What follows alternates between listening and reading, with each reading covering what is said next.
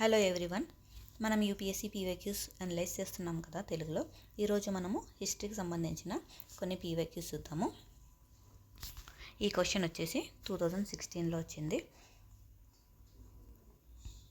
With reference to the economic history of medieval India, the term ఆరగట్ట refers to. Correct answer వచ్చేసి water wheel used in the irrigation of land. Every year మనకి medieval or ancient ఇండియాలో terms మీద questions వస్తాయి. చాలా terms ఉంటాయి కదా, మరి ఎలా గుర్తుపెట్టుకోవాలంటే ఫస్ట్ మనము ప్రీవియస్ ఇయర్ క్వశ్చన్స్లో టర్మ్స్ కంప్లీట్గా కవర్ చేస్తే మనం ఆన్సర్ చేయొచ్చు అనమాట.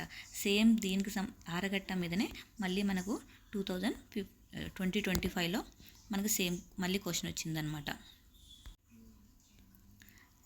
సేమ్ క్వశ్చన్ మళ్ళీ అదే ఆరగట్ట మీద మళ్ళీ క్వశ్చన్ వచ్చింది.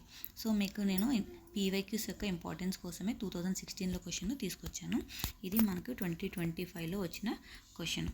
దీని ఆన్సర్ వచ్చేసి a larger wheel with earthen pods tied to the outer ends of its spokes అన్నమాట.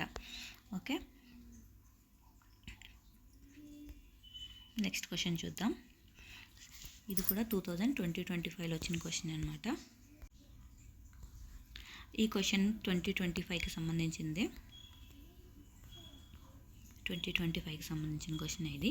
Who among the following lead the successful military campaign against the kingdom of Srivijaya, the powerful maritime state which ruled by Malay Peninsula, Sumatra, Java and neighboring islands.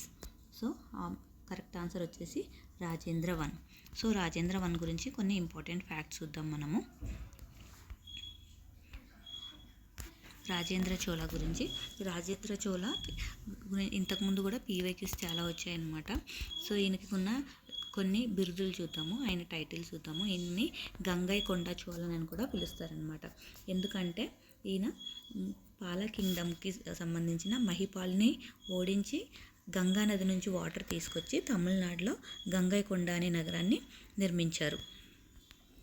ఇంకా ఈయనకి కదారం కొండానని కూడా బిరుదుంది. కదారం కొండ అనే బిరుదు ఎందుకు వచ్చిందంటే Indonesia ఇంకా శ్రీరాజ్యాలను ఓడించి, శ్రీరాజ్యాలు అంటే ఇండోనేషియా, జావా, ఈ సుమాత్రా, వీటిని శ్రీరాజ్యాలు అంటారనమాట.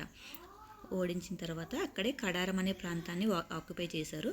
అందుకని ఈయనకి కడారం కొండానని కూడా బిరుదుంది.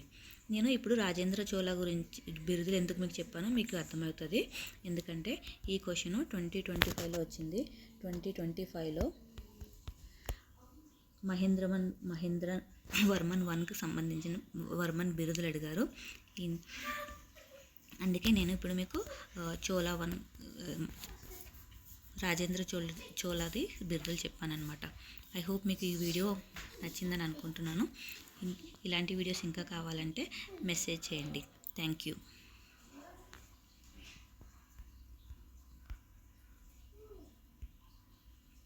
Please do subscribe for more videos.